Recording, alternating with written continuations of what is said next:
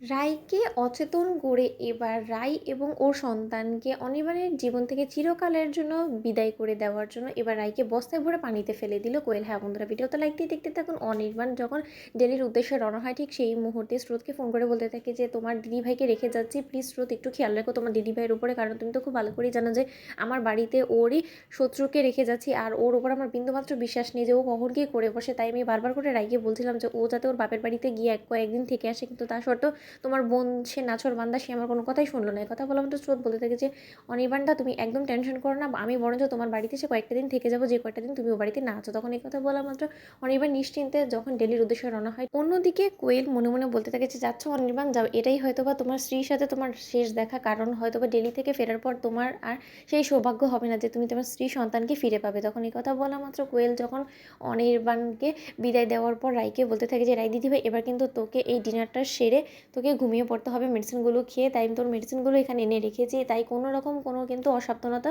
অবলম্বন করা যাবে না। তাহলে নিশ্চয়ই তুই বুঝতে পারছিস যে অনির্বাণ দাদা মেয়েকে ছেড়ে কথা বলবে না। তখন এই কথা বলা মাত্র কোয়েল আড়ালে দাঁড়িয়ে বলতে থাকে যে নিজে থেকেই নিজের দিদিভাইয়ের পায়ে কুড়োলটা মারছো স্রোত, কারণ তোমার অজান্তেই আমি তোমার দিদিভাইয়ের মেডিসিনের মধ্যে ঘুমের ওষুধ মিশিয়ে দিয়েছি, প্লাস তোমার খাবারেও ঘুমের ওষুধ মিশিয়ে দিয়েছি, যার ফলে কিনা তোমার দিদিভাইকে যখন তোমার সামনে থেকে আমি টেনে হিঁচড়ে বস্তায় ভরে নিয়ে যাবো তখন যাতে তুমি কোনো মতে আলাপও না পাও। ওদিকে কথা বলা মাত্র যখন রাই সেই মেডিসিনগুলো খেয়ে ঘুমিয়ে পড়ে ঠিক সেই সময় স্রোতও ঘুমিয়ে পড়ে।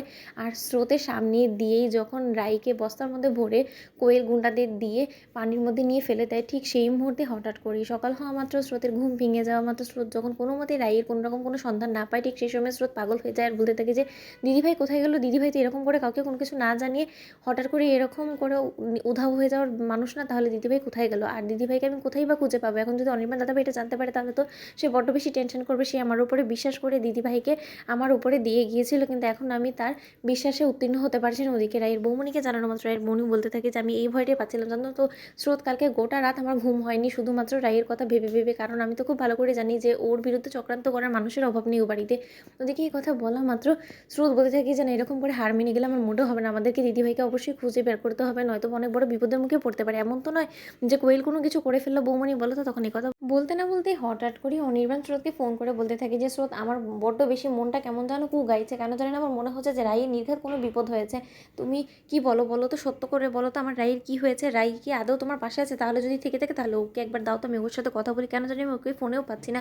তখন এই কথা বলা মাত্র স্রোত কান্নায় ভেঙে পড়া বলতে থাকে যে অনিতা তুমি আমাকে ক্ষমা করে দাও, আমি রাই দিদিভাইয়ের খেয়াল রাখতে পারিনি, তুমি আমার উপরে যে বিশ্বাসটা করেছিলে সেই বিশ্বাসের মর্যাদা আমি রাখতে পারিনি।